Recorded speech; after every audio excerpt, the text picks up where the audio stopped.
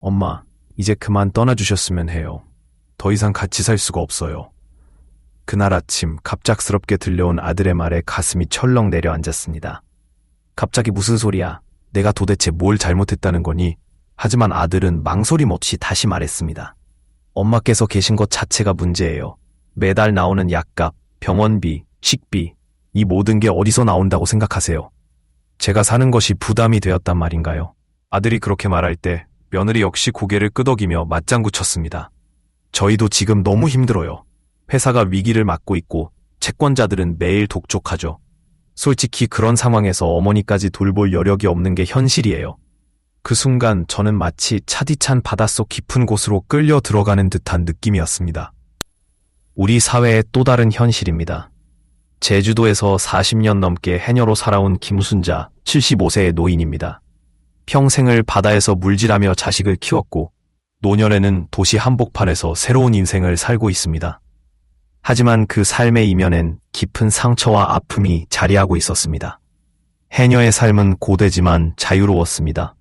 새벽녘 태왕과 망사리를 들고 바다로 들어가 숨을 참으며 해산물을 채취하는 일은 제게 있어 하루의 시작을 알리는 신호였습니다. 물속에서는 몸은 바다에 있었지만 마음은 늘 가족과 함께였습니다. 남편을 일찍 여은 후 아들 민우를 키우는 것이 제 삶의 이유였고 허리가 펴지도록 일할 때마다 조금만 더 참자, 민우를 위해라고 스스로를 다독였습니다. 그렇게 키운 아들이 대학을 졸업하고 부산에서 작은 사업체를 열게 되었습니다. 며느리도 만나 결혼을 하고 손주들도 생겼습니다. 아들은 종종 제주도로 내려와 엄마 이제 그만 물질하고 부산으로 오세요. 제가 모실 테니까 라고 말했습니다. 처음에는 바다를 떠나기 싫었지만 나이가 들수록 물질도 예전 같지 않았고 의료시설도 불편했습니다. 그래서 결심했습니다. 이제 아들 가족과 함께 살자. 부산으로 올라오던 날 기대와 설렘으로 가득했지요. 손주들과 매일 볼 수 있다는 생각에 얼마나 행복했는지 모릅니다. 처음엔 모든 것이 좋았습니다. 며느리도 어머님 건강 잘 챙기셔야죠. 필요하신 게 있으시면 말씀하세요. 라며 친절했고 손주들과 보내는 시간도 즐거웠습니다. 하지만 아들의 사업이 어려워지면서 모든 것이 변하기 시작했습니다. 며느리의 표정이 점점 굳어졌고 대화는 줄어들었습니다. 어느새 저는 집안에서 불필요한 존재가 되어가고 있었습니다. 어머님, 오늘은 왜 이렇게 일찍 일어나셨어요? 부엌 불 켜는 소리에 잠이 깼잖아요. 어머님이 약은 정말 꼭 드셔야 해요. 한 달에 이런 약값이 얼마나 나가는지 아세요? 이런 말들이 날카로운 화살처럼 제 가슴을 찔렀습니다. 바다의 차가운 물살보다 더 차갑게 느껴지는 며느리의 말투에 저는 점점 움츠러들었습니다. 가족들의 눈치를 보며 최대한 존재감 없이 살려고 노력했지만 결국 그 날이 오고 말았습니다. 그날 아침은 유난히 찬 바람이 불었습니다. 마치 제 앞날을 예고하듯이요. 부엌에 나갔더니 며느리가 이미 차가운 표정으로 서 있었습니다. 어머님, 우리 좀 이야기 나눌 수 있을까요? 저는 가슴이 덜컥 내려앉았지만 억지로 태어난 척 대답했습니다. 그래, 무슨 일이니? 더 이상 이렇게 살 수 없을 것 같아요. 어머님이 당장 이 집을 나가주셨으면 합니다. 귀를 의심했습니다. 평생 바닷속에서 귀에 물이 들어가 잘못 들은 적은 있지만 이런 충격적인 말은 처음이었습니다. 지금 뭐라고? 나보고 나가라고? 네, 맞아요.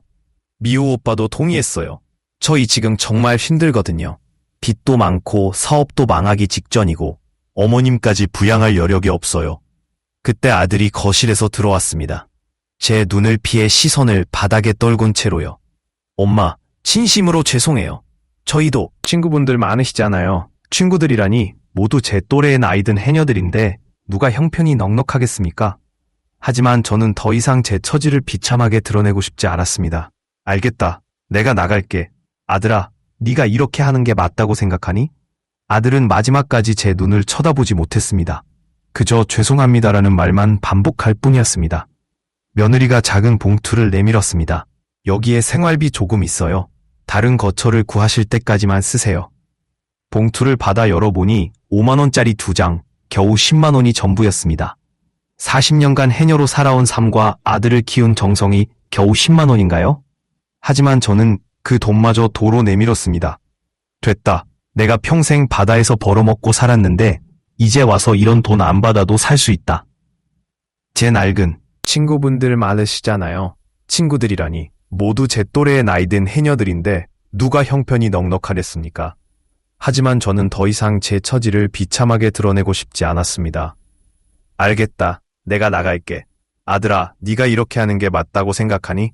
아들은 마지막까지 제 눈을 쳐다보지 못했습니다. 그저 죄송합니다라는 말만 반복할 뿐이었습니다. 며느리가 작은 봉투를 내밀었습니다. 여기에 생활비 조금 있어요. 다른 거 저를 구하실 때까지만 쓰세요. 봉투를 받아 열어보니 5만원짜리 2장, 겨우 10만원이 전부였습니다. 40년간 해녀로 살아온 삶과 아들을 키운 정성이 겨우 10만원인가요? 하지만 저는 그 돈마저 도로 내밀었습니다. 됐다. 내가 평생 바다에서 벌어먹고 살았는데 이제 와서 이런 돈 안 받아도 살 수 있다. 제 낡은 가방에 꼭 필요한 물건들만 챙겨 넣었습니다. 평생 모은 사진 한 장, 해녀복, 그리고 몇 벌의 옷. 손주들 방을 한번 들여다보고 싶었지만 이미 학교에 나간 뒤였습니다. 어쩌면 다행인지도 모르겠습니다. 이별의 순간을 아이들에게까지 보여주고 싶지는 않았으니까요. 현관문 앞에 서서 마지막으로 돌아봤습니다. 이 집에서 함께했던 짧은 시간이 마치 꿈처럼 스쳐 지나갑니다. 하지만 저는 고개를 돌렸습니다. 바다를 등지고 가족을 등지고 또 한 번 인생의 파도를 맞이하려는 순간이었습니다. 영상 설명 추가, 유튜브 스타일. 이 영상을 끝까지 보신다면 인생의 파도에 휩쓸려도 다시 일어설 수 있는 용기와 지혜를 배우게 될 것입니다. 또한 자신의 가치를 어떻게 발견하고 상처를 딛고 새로운 삶을 시작할 수 있는지를 깨닫게 될 것입니다. 영상 후반에는 저를 쫓아냈던 며느리에게 짜릿하게 복수했던 이야기도 나옵니다. 꼭 끝까지 보시고 통쾌함을 느끼시길 바랍니다. 오늘 영상이 기대되신다면 지금 바로 구독과 좋아요 버튼을 눌러주시고 알림 설정까지 해두시면 이런 감동적인 인생 스토리를 가장 먼저 만나보실 수 있습니다. 저는 제주 바다에서 40년 넘게 물질을 해온 해녀 김순자입니다. 20대 나이에도 포기하지 않고 다시 삶을 일으키고 있는 사람입니다. 제 이야기가 여러분께 작지만 큰 용기를 전할 수 있기를 바랍니다. 돌아보았다. 아들은 여전히 고개를 숙인 채 서 있었고 며느리는 이미 다른 일을 하는 듯했다. 더 이상 머무를 이유는 없었다. 잘 있어라. 내가 없으니 이제 편하게 살겠네. 그렇게 말하고 문을 열고 나왔다. 밖의 공기는 유난히 차갑게 느껴졌다. 제주도의 거센 바람보다 더 매서운 도시의 바람이 내 얼굴을 때렸다. 가방 하나 들고 아파트 단지를 빠져나오는데 갑자기 어디로 가야 할지 막막했다. 바다에서는 길을 잃어도 파도 소리를 따라가면 육지를 찾을 수 있었다. 그러나 이 도시에서는 어디로 가야 할지 도무지 감이 잡히지 않았다. 처음으로 제주도가 그리워졌다. 바다의 숨비소리, 거친 바위, 그 모든 것이 너무나 그리웠다. 하지만 돌아갈 수도 없었다.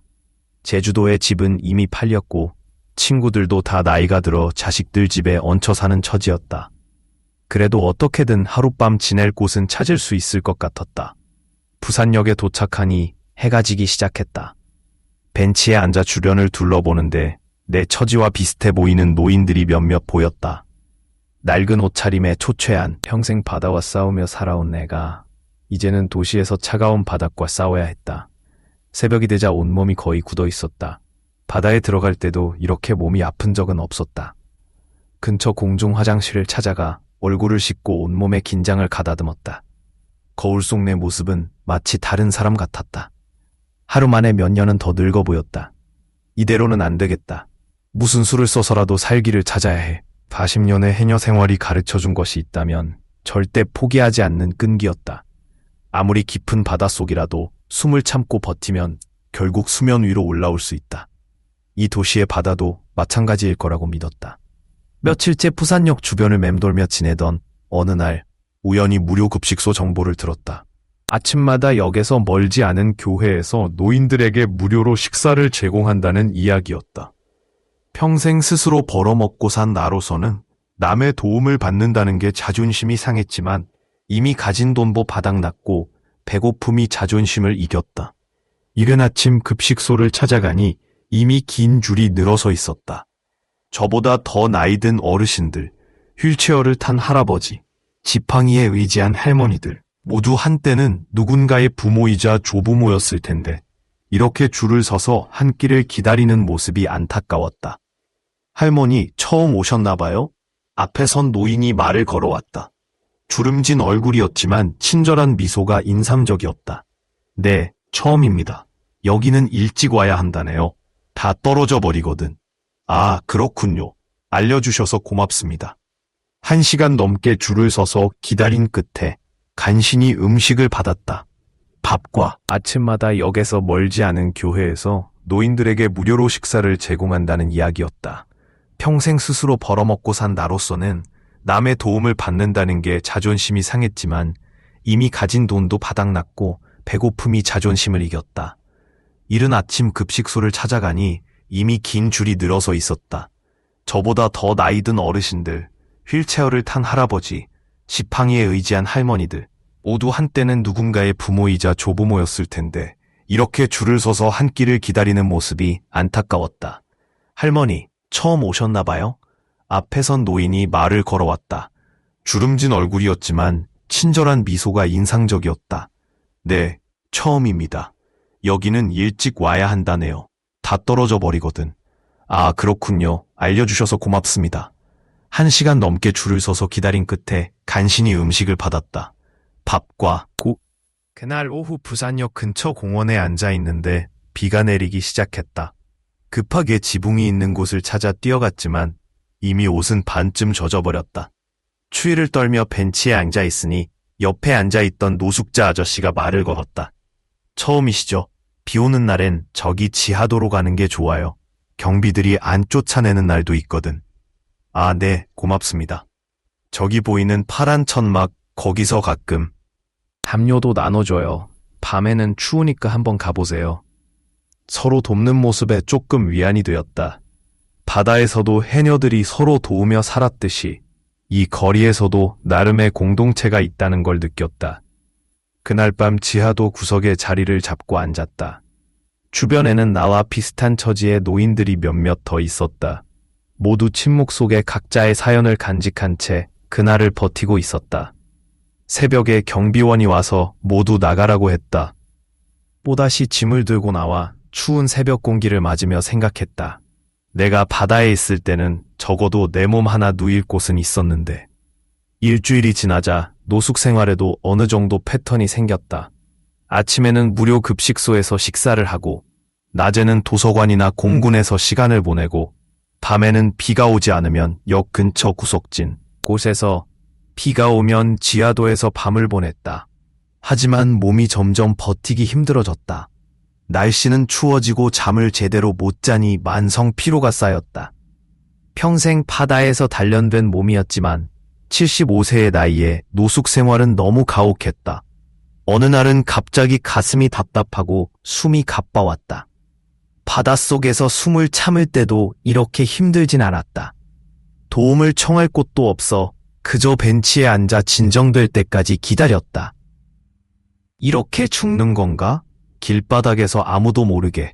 그러자 갑자기 손주들의 얼굴이 떠올랐다. 마지막으로 본 지가 1달도 더 지났다.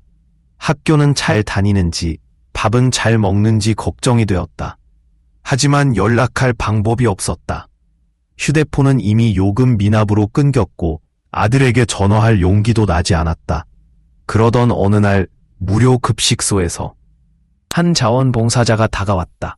할머니, 요즘 많이 쇠약해 보이세요. 혹시 어디 아프신 데 있으세요? 아니, 괜찮아요. 그냥 좀 피곤해서. 이거 드세요. 비타민이에요. 그리고 여기 무료 진료소 주소인데 가보시면 도움받으실 수 있을 거예요. 따뜻한 말 한마디에 눈물이 핑 돌았다.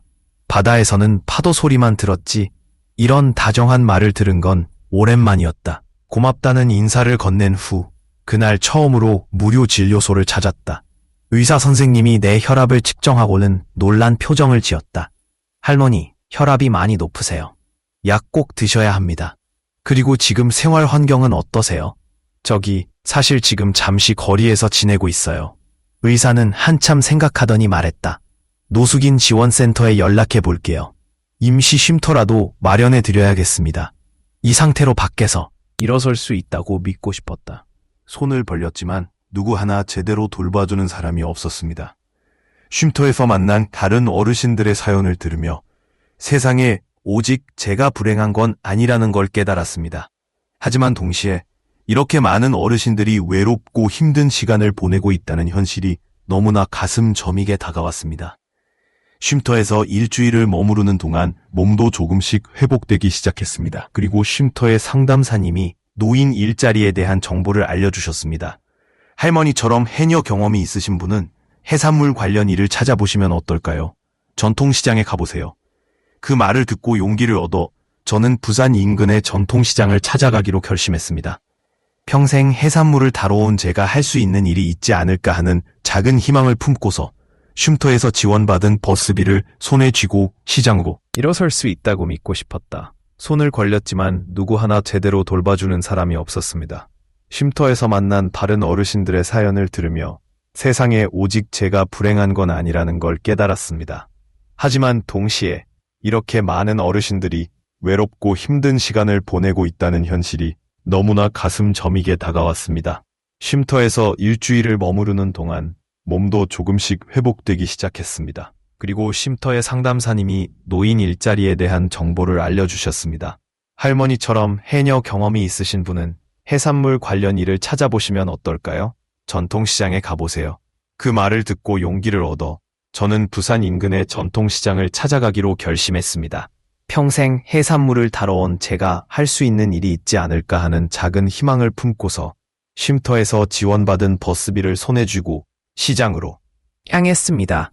시장 입구에 들어서자마자 익숙한 바다 냄새가 코끝을 스쳤습니다. 조간 코너에는 활기찬 상인들의 목소리가 가득했지요. 싱싱한 전복 어때요? 오늘 아침에 바로 들어온 거예요. 이 문어 좀 보세요. 탱탱하지 않아요? 광경이 마치 제주도 해녀들이 탈의장에서 서로 오늘 잡은 해산물을 자랑하던 모습과 겹쳐 보였습니다. 저도 모르게 한 가게 앞에 멈춰서서 문어를 들여다보고 있었습니다. 할머니, 문어 살 거예요? 아니요, 그냥 구경하는 거예요. 근데 할머니 이거 보는 눈이 다르시네요. 혹시 해산물 다뤄보셨어요? 그 순간 저는 작게 고개를 끄덕이며 말했습니다. 네, 저 제주도에서 40년 넘게 해녀 생활했어요. 상인 아주머니의 눈빛이 확 변했습니다. 진짜요? 해녀 있어요? 와, 그럼 제대로 아시겠네요.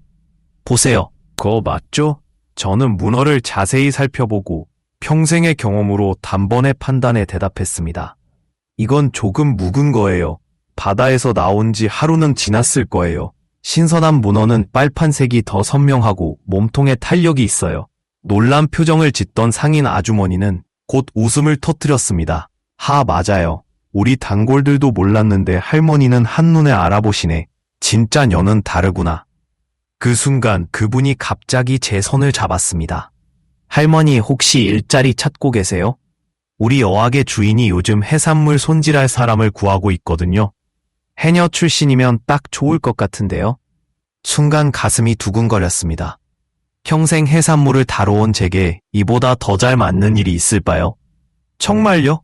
그런데 제가 나이가 많아서 나이가 중요한 게 아니라 경험과 실력이 중요하죠. 제주 해녀 최고의 경력이잖아요. 상인 아주머니는 말을 마치자마자 저를 옆 가게로 데려갔습니다. 바다향 해산물이라는 간판이 붙은 가게였는데 다양한 해산물이 진열대 위에 가득했습니다. 영자씨, 여기 대박 인물 데려왔어. 제주도 해녀 출신이시래. 가게 주인인 듯한 50대 중반의 여성이 귀를 돌려 저를 바라봤습니다. 제가 인사를 드리자 그분은 저를 위아래로 살펴보더니 물었습니다. 해녀 있어요? 진짜요? 요즘 젊은 애들은 해산물 손질을 제대로 못해서 큰일이에요. 네, 40년 넘게 물질했습니다. 해산물 손질은 눈 감고도 할 수 있어요. 그럼 한번 실력을 보여주세요. 저기 문어 한 마리 손질해 보실래요? 그러면서 앞치마와 장갑을 건네주었습니다. 저는 망설임 없이 문어를 집어들었습니다. 머리를 분리하고 내장을 제거하며 이빨까지 깔끔하게 해내는 과정을 능숙하게 해냈습니다. 평생 해온 일이라 손이 저절로 움직였습니다. 와, 정말 대단하세요. 젊은 애들은 이거 하나 손질하는데 30분도 넘게 걸리는데. 그렇게 그날 오후 저는 바다향 해산물에서 일하게 되었습니다.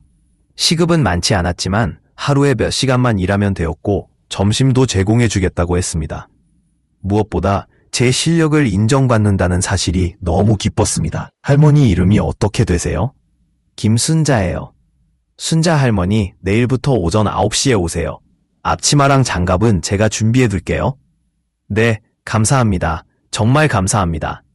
쉼터로 돌아가는 발걸음이 가벼웠습니다. 오랜만에 제 존재의 가치를 인정받는 느낌이었습니다. 바다에서는 제가 잡아올린 해산물의 양으로 가치를 증명했다면 이제 도시에서는 내 손끝에 담긴 기술로 인정받게 된 것이죠.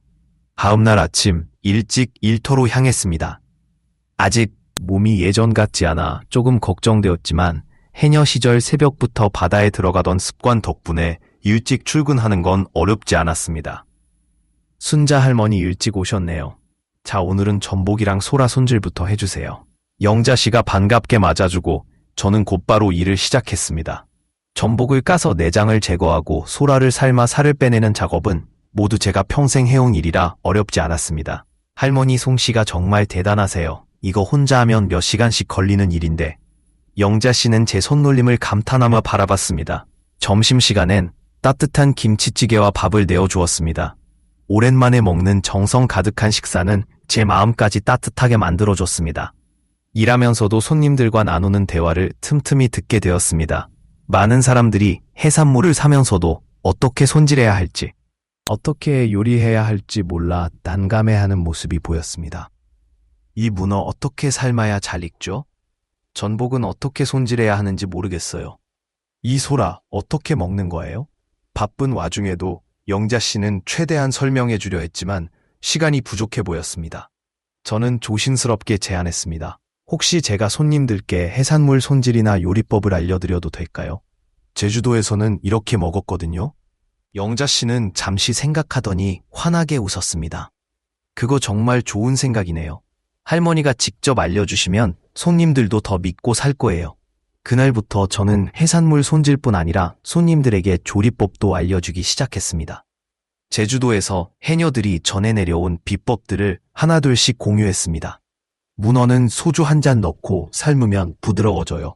전복은 끓는 물에 살짝만 데쳐서 얇게 썰어야 제 맛이 나요.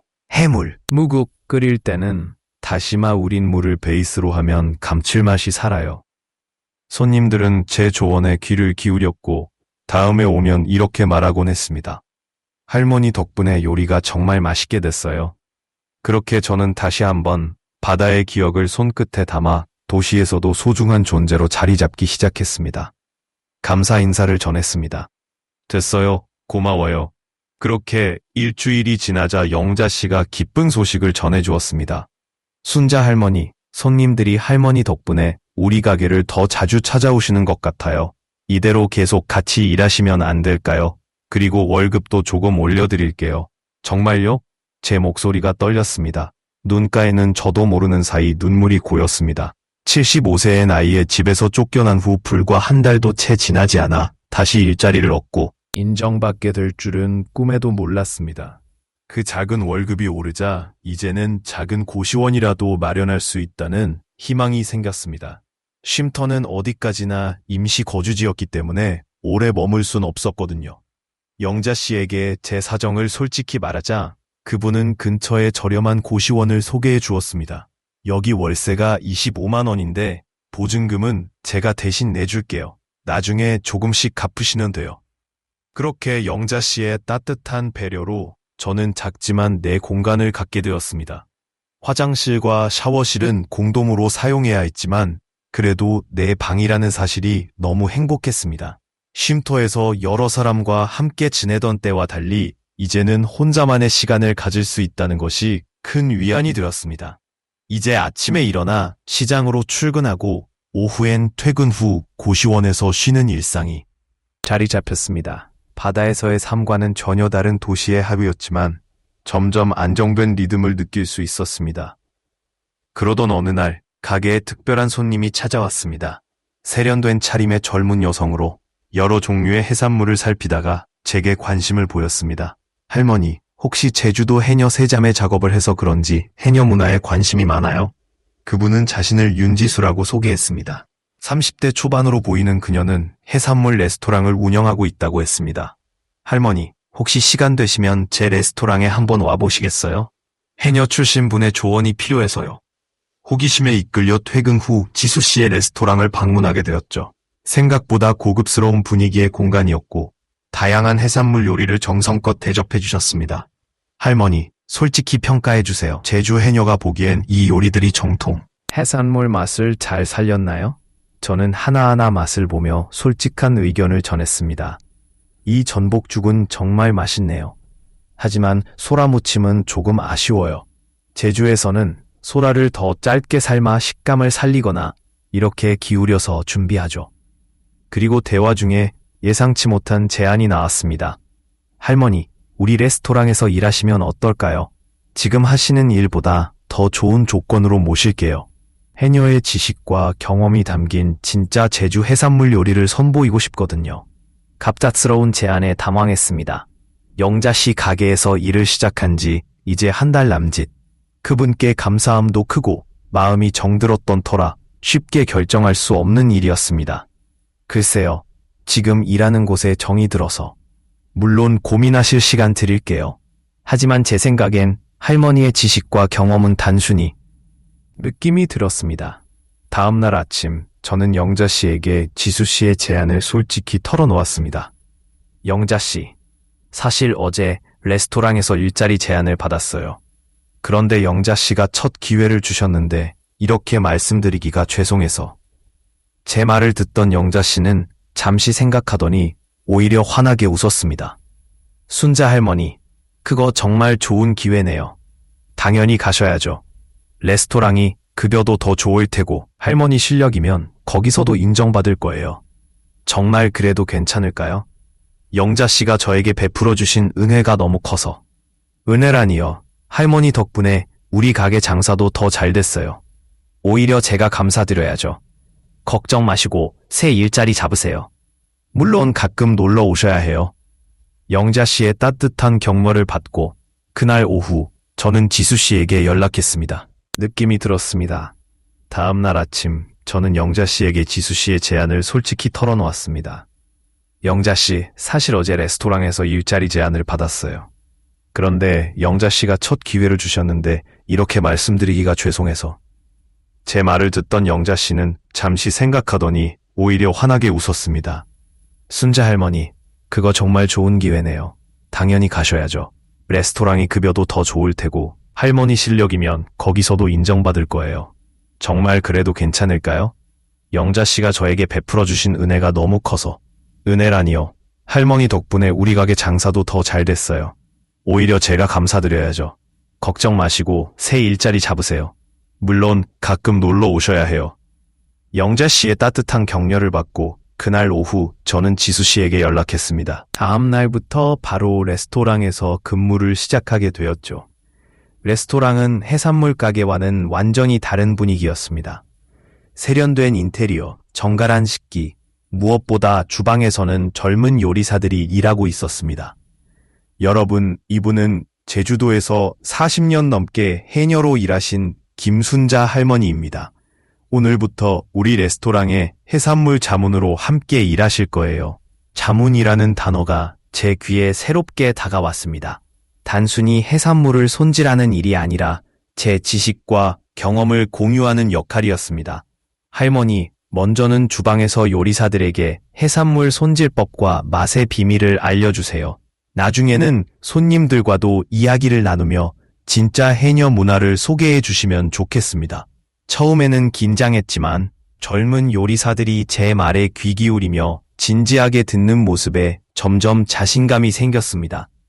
바다에서 터득한 지혜들이 이렇게 귀하게 여겨질 줄은 몰랐습니다. 소라는 너무 오래 삶으면 질겨져요.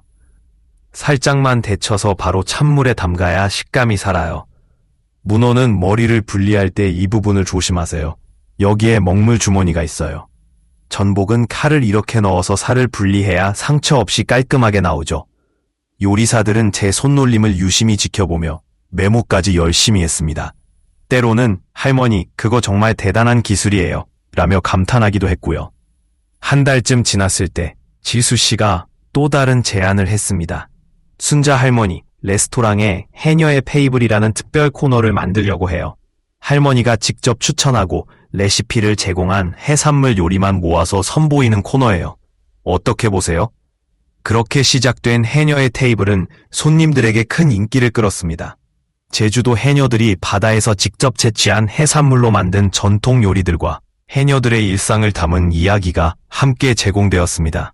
해녀들이 물질을 마친 후 몸을 녹이던 미역국, 전복 내장으로 만든 특제 소스는 해녀들의 비밀 레시피로 체력 회복에 좋다고 알려져 있었습니다. 손님들은 단순히 맛있는 음식을 먹는 것을 넘어 제주 해녀의 문화와 지혜를 경험하게 되었습니다. 저는 때때로 주방에서 나와 손님들에게 해녀의 이야기를 들려주었습니다. 바닷속에서는 23분 이상 참아야 할 때도 있어요. 그게 가능하려면 평소에 숨소리 훈련을 많이 해야 합니다. 태학과 망사리는 해녀의 생명줄과 같아요. 거친 파도 속에서도 그것만 있으면 안전하게 물 위로 올라올 수 있죠. 제 이야기를 들으며 감탄하는 손님들을 보며 평생 당연하게 여겼던 제 삶이 이렇게 특별하고 가치 있게 느껴진다는 사실이 신기했습니다. 지수 씨는 제게 더 많은 기회를 주었습니다. 월급도 올려주고. 씨는 또다시 새로운 제안을 했습니다. 순자 할머니, 해녀의 테이블이 너무 인기가 많아서 확장하려고 해요. 전통 시장 안에 작은 분점을 내서 해녀의 부엌이라는 이름으로 간편하게 먹을 수 있는 해산물 요리를 판매하려고 하는데 할머니가 그곳을 맡아주실 수 있을까요? 분점이요? 제가 맡아도 될까요? 네, 할머니가 가장 적임자예요. 할머니의 경험과 노하우로 진짜 해녀의 맛을 전해주세요. 물론 직원도 한 명 드릴게요. 새로운 도전이었지만 이제 저는 견화를 두려워하지 않았습니다. 바다에서 수십 년간 파도와 싸우며 살아온 제가 이런 정도의 도전을 못할 리 없었습니다. 한번 해볼게요. 제가 할 수 있는 만큼 최선을 다해볼게요. 그렇게 전통 시장 안에 해녀의 부엌이 문을 열었습니다. 작은 가게였지만 해녀가 씨는 또다시 새로운 제안을 했습니다. 순자 할머니, 해녀의 테이블이 너무 인기가 많아서 확장하려고 해요. 전통 시장 안에 작은 분점을 내서 해녀의 부엌이라는 이름으로 간편하게 먹을 수 있는 해산물 요리를 판매하려고 하는데 할머니가 그곳을 맡아주실 수 있을까요? 분점이요? 제가 맡아도 될까요? 네, 할머니가 가장 적임자예요. 할머니의 경험과 노하우로 진짜 해녀의 맛을 전해주세요. 물론 직원도 한 명 드릴게요. 새로운 도전이었지만 이제 저는 변화를 두려워하지 않았습니다. 바다에서 수십 년간 파도와 싸우며 살아온 제가 이런 정도의 도전을 못할 리 없었습니다. 한번 해볼게요. 제가 할 수 있는 만큼 최선을 다해볼게요. 그렇게 전통 시장 안에 해녀의 부엌이 문을 열었습니다. 작은 가게였지만 해녀가 추천하는 해산물 요리를 간편하게 즐길 수 있다는 콘셉트가 시장 손님들에게 큰 호응을 얻었습니다. 이 해물 비빔밥은 해녀들이 물질 마치고 배고플 때 간단히 먹던 음식이에요. 성게 미역국은 제주에서 산모들이 먹던 보양식이고요. 문어 숙회는 이렇게 얇게 썰어야 제맛이 나죠. 시장의 다른 상인들도 저를 반갑게 맞아주었습니다. 좋은 해산물이 들어오면 먼저 알려주었습니다. 순자 할머니, 오늘 부산 앞바다에서 잡힌 싱싱한 전복이 들어왔어요. 할머니 가게에 먼저 챙겨 놓았어요. 이제 저는 더 이상 버림받은 사람이 아니었습니다. 바다를 떠나 도시로 온 늦은 나이에도 제 삶은 다시 희망으로 물들고 있었습니다. 할머니와 함께 살지 않으시겠어요? 처음엔 망설였습니다. 다시 가족으로서 한 집에 산다는 건 쉽지 않은 결정이었습니다. 하지만 아이들의 눈빛과 민우의 진심 어린 태도를 보고 마음을 열기로 했습니다. 할머니가 새롭게 찾은 삶의 가치와 용기를 그들에게도 나눠줄 수 있지 않을까 싶었습니다. 그렇게 우리는 다시 한 지붕 아래에서 생활하게 되었고 시간이 지날수록 가족 간의 관계는 점점 깊어졌습니다. 주말마다 제가 해주는 해녀 이야기는 아이들 사이에서 큰 인기였고 할머니 바다 이야기는 이제 우리 집 안방에서 빠지지 않는 밤 이야기가 되었습니다. 준호는 요즘 들어 저랑 함께 바다 사진을 보며 미래의 꿈을 말하기도 했습니다. 나중에 커서 할머니처럼 바다를 사랑하는 사람이 될래요. 유미는 여전히 제 무릎 위에 앉아 할머니, 저도 해녀가 될 수 있어요? 라며 묻곤 했죠. 저는 언제나 같은 대답을 했습니다. 물론이지. 유미가 원한다면 어떤 꿈이든 이룰 수 있어. 제주도 해녀협회에서 요청한 강연은 큰 의미를 가졌습니다. 젊은 세대에게 단순한 직업 소개 이상의 메시지를 전하고 싶었습니다. 바다가 가르쳐준 인내, 공동체 의식, 자연과의 조화, 그리고 무엇보다 스스로를 존중하는 자세 말입니다. 강연장에서 만난 젊은 해녀들은 저의 이야기를 듣고 감동받았고 몇몇은 자신의 길에 대해 다시 생각해보게 됐다고 말했습니다. 저 역시 그들에게서 새로운 에너지를 얻었고 내 자신이 문화 전달자의 역할을 하고 있다는 사실에 큰 보람을 느꼈습니다. 방송 이후 많은 사람들이 해녀의 부엌을 찾아왔고 그곳은 단순한 음식점이 아닌 해녀 문화를 체험하고 배우는 공간으로 변모했습니다. 방문객들은 해산물 요리뿐만 아니라 해녀의 삶과 정신을 배우고자 했고 저는 기꺼이 그 이야기를 들려주었습니다. 때로는 직접 숨비 소리를 들려주기도 했고 손님들과 함께 숨 고르는 법을 익히기도 했습니다. 모두가 하나의 바다를 품은 듯 서로 연결된 느낌이었습니다. 이 모든 변화가 시작된 건 바로 제가 포기하지 않고 스스로의 길을 선택했기 때문입니다.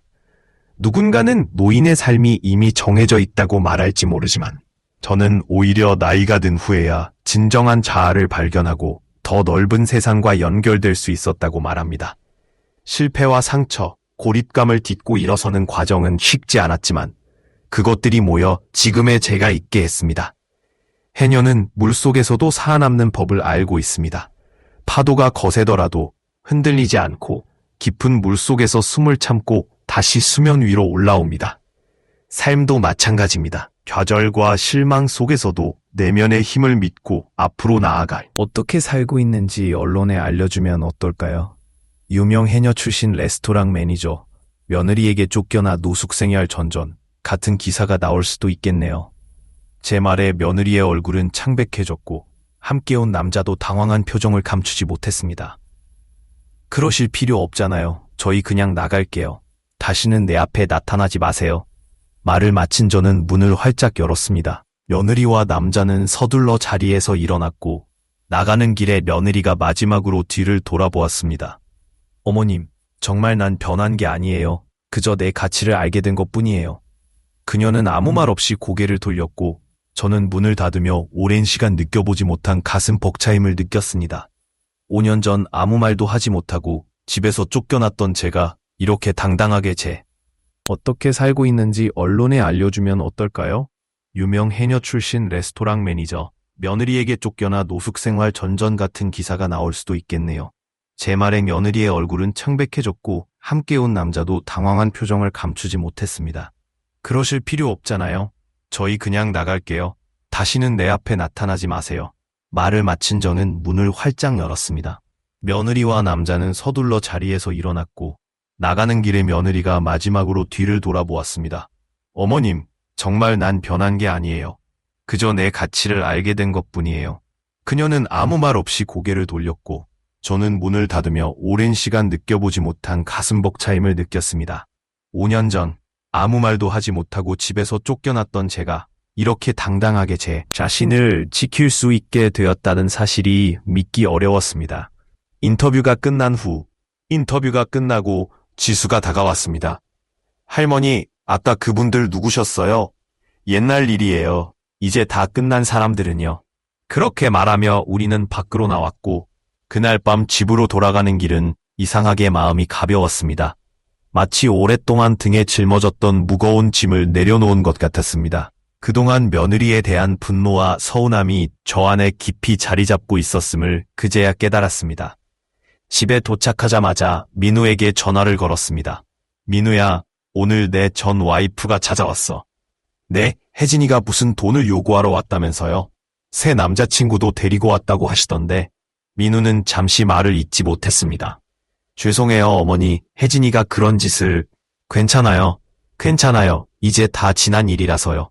그런데 결심을 했습니다. 과거의 아픔에 머무르지 않고 그것을 딛고 더 나은 미래를 만들어 가기로 말입니다. 성장하는 해녀의 부엌.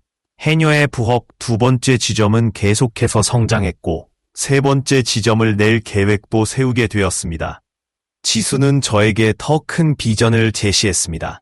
할머니, 우리 해녀 문화체험센터도 같이 만들면 어떨까요? 할머니의 경험과 지식을 더 많은 사람들과 나눌 수 있을 거예요. 그 말에 저는 가슴이 벅차올랐습니다. 인생의 새로운 챕터가 열리고 있었습니다. 78세의 집에서 쫓겨난 절망적인 상황에서 시작된 여정이 이제는 다른 사람들에게 영감을 주는 성공 스토리가 되었습니다. 작은 기념식에서의 소감. 어느 날 작은 기념식에서 소감을 말해달라는 요청을 받았습니다. 저는 평생 바다와 함께 살아왔습니다. 바다는 결심을 했습니다. 과거의 아픔에 머무르지 않고 그것을 딛고 더 나은 미래를 만들어가기로 말입니다. 그것은 성장하는 해녀의 부엌. 해녀의 부엌 두 번째 지점은 계속해서 성장했고 세 번째 지점을 낼 계획도 세우게 되었습니다. 지수는 저에게 더 큰 비전을 제시했습니다. 할머니, 우리 해녀문화체험센터도 같이 만들면 어떨까요? 할머니의 경험과 지식을 더 많은 사람들과 나눌 수 있을 거예요. 그 말에 저는 가슴이 벅차올랐습니다. 인생의 새로운 챕터가 열리고 있었습니다. 78세의 집에서 쫓겨난 절망적인 상황에서 시작된 여정이 이제는 다른 사람들에게 영감을 주는 성공 스토리가 되었습니다. 작은 기념식에서의 소감. 어느 날 작은 기념식에서 소감을 말해달라는 요청을 받았습니다. 저는 평생 바다와 함께 살아왔습니다. 바다는 때로는 험하고 무섭지만 또 때로는 너무나 아름답고 풍요롭습니다. 인생도 마찬가지입니다. 75세에 집에서 쫓겨나 노숙자가 되었을 때 저는 제 인생이 끝났다고 생각했습니다. 하지만 그것은 끝이 아니라 새로운 시작이었습니다. 청중은 숨죽여 제 이야기를 들었습니다. 해녀는 깊은 바닷속으로 들어갈 때 숨을 참는 법을 알아야 합니다. 하지만 더 중요한 것은 적절한 순간에 수면 위로 올라와 크게 숨을 들이마시는 법입니다. 저는 인생의 가장 어두운 순간에서도 다시 수면 위로 올라올 수 있었습니다. 그리고 이제는 그 경험을 통해 다른 분들에게도 희망이 되고 싶습니다. 박수 소리가 가득했습니다. 그 소리는 마치 제주도 바다의 파도 소리처럼 경이롭게 들렸습니다. 맞으면 의해 우리 둘 다 지는 모든 밭에 있는 삶인데 상처에 얽매이지 않게 되었습니다. 그녀를 용서했다기보다는 그 경험이 저를 더 강하게 만들어주었다는 것을 인정하게 된 것입니다. 바다가 가르쳐준 가장 중요한 교훈 중 하나는 흐름에 맞서 싸우기보다 때로는 흐름을 타고 나아가는 것입니다. 저는 며느리가 만들어낸 상황을 원망하는 대신 그것을 새로운 기회로 삼았고 결과적으로 더 풍요로운 삶을 발견하게 되었습니다. 무엇보다 제 스스로의 가치를 깨닫게 되었죠. 더 이상 누군가의 어머니, 누군가의 시어머니로서가 아니라 김순자라는 한 인간으로서 존중받을 가치가 있다는 것을요. 시장을 지날 때마다 저는 그날을 떠올립니다. 집에서 쫓겨나 무작정 부산역으로 향하던 그날을. 하지만 이제는 그 기억이 아픔으로 다가오지 않습니다. 오히려 감사함이 느껴집니다. 그 경험이 없었다면 저는 지금의 제 모습을 발견하지 못했을 테니까요. 미래를 위한 여행. 할머니 내일 새 지점 점검하러 가실 거죠? 지수의 질문에 저는 환하게 웃으며 대답했습니다. 물론이지. 해녀는 항상 새로운 바다를 탐험할 준비가 되어 있으니까. 해녀의 부엌이 전국적으로 확장되면서 저는 이제 유명인사가 되었습니다. 지방 방송뿐 아니라 전국 뉴스에서도 저를 소개했고 해녀 문화를 알리는 대표적인 인물로 인터뷰 요청이 끊이지 않았습니다. 80세 생일, 특별한 선물. 80세 생일을 맞이했을 때 지수는 특별한 선물을 준비했습니다. 할머니 제주도로 함께 가요. 할머니가 평생 살아오신 그 바다를 직접 보고 싶어요. 저는 기쁘게 수락했습니다. 제주도를 떠난 지 6년이 흘렀고 그곳의 바다는 간절히 그리웠습니다. 제주도에 도착하니 모든 것이 추억으로 다가왔습니다. 푸른 바다, 현무암 해안가, 그리고 해녀들의 숨비 소리, 마치 고향에 돌아온 듯한 편안함이 느껴졌습니다. 지수는 놀라운 계획을 알려주었습니다. 할머니, 사실 제주도에도 해녀의 부엌을 열려고 해요. 그리고 할머니의 경험과 지식을 담은 제주 해녀 학교도 함께요. 젊은 세대들에게 해녀 문화를 가르치는 공간으로 만들고 싶어요. 그 말에 가슴이 벅차올랐습니다. 제가 평생 몸담았던, 그리고 한때는 떠나야만 했던 바다로 다시 돌아와 새로운 역할을 맡게 된다는 사실이 믿기 어려웠습니다. 옛 동료들과의 만남, 제주도에 머무는 동안 옛 동료 해녀들을 찾아갔습니다. 몇몇은 이미 세상을 떠났고 남은 이들은 대부분 물질을 그만두고 있었습니다. 순자야, 진짜 대단하다. 우리는 여기서 그냥 늙어가는데 넌 도시에 가서 새 인생을 살고 있으니. 춘자 할머니의 말에 저는 고개를 흔들었습니다. 아니야.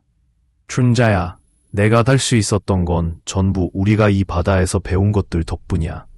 깊은 바다 속에서도 숨 참는 법, 파도가 거칠 때 견디는 법, 그게 나를 살렸어. 우리는 함께 웃으며 예전 이야기를 나눴고 저는 그들에게 제가 열게 될 해녀학교의 자문위원으로 참여해달라고 부탁했습니다. 그들의 지혜와 경험은 소중한 문화유산이었기 때문입니다. 아마 제주에서의 시간은 마치 인생의 성한 것 같았습니다. 떠나야 했던 곳으로 성공자로 돌아와 이제는 그 지식과 경험을 다음 세대에게 전해주게 된 것입니다. 서울로 돌아온 후에는 더욱 놀라운 소식을 들었습니다. 해녀의 부업과 제 이야기를 담은 책이 출판되어 베스트셀러가 되었고 이를 바탕으로 한 다큐멘터리 영화도 제작 중이라는 소식이었습니다. 할머니, 이제 정말 주변 사람들의 기대나 시선에 얽매여 자신이 진정으로 원하는 것을 포기해야 할 때도 있고 때로는 두려움이나 불확실한 미래 앞에서 발걸음이 머뭇거릴 수도 있습니다. 하지만 인생에서 가장 중요한 것은 다른 사람들이 바라는 삶이 아니라 내가 스스로 추구하고 싶은 삶을 살아가는 것입니다. 저는 75세가 되던 해 집에서 쫓겨난 노숙자가 되었습니다. 그 순간을 맞이했을 때 저는 제 인생이 끝났다고 생각했습니다. 하지만 지금 돌이켜보면 바로 그날이 제가 진짜 나를 찾아가는 여정의 시작이었다는 것을 깨닫게 되었어요. 만약 그때 집을 떠나지 않았다면 저는 아마도 아들 집 구석에서 존재감 없이 늙어갔을지도 모릅니다.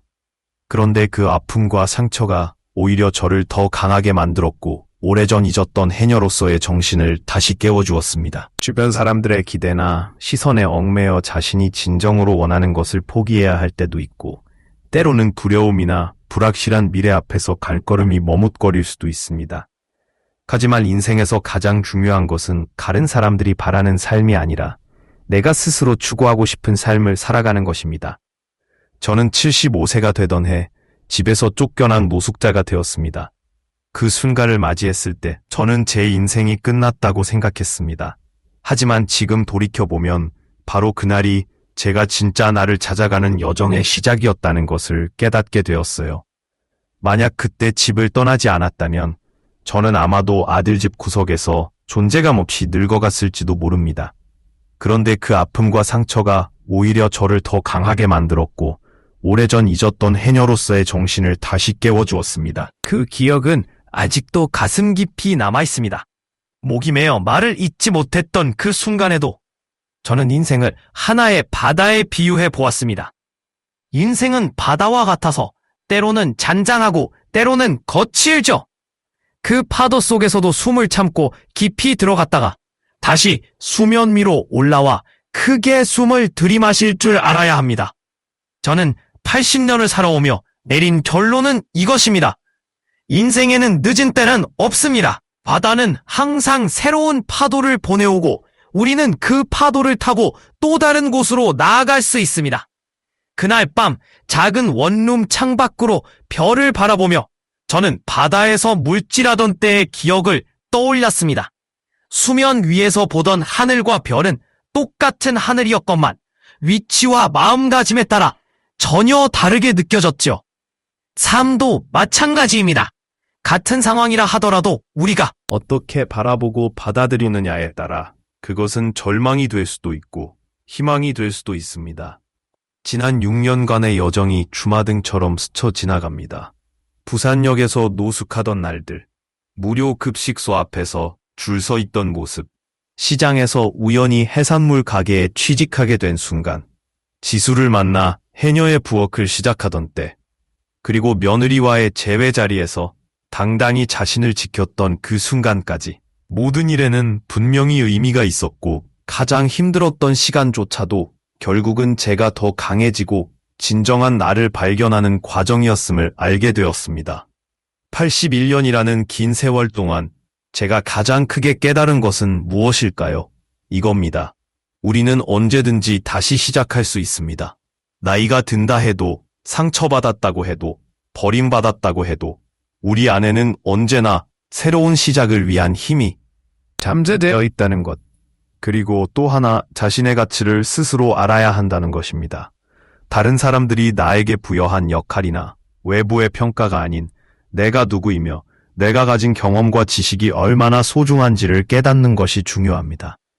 제 이야기가 이제 막바지에 다다르고 있습니다.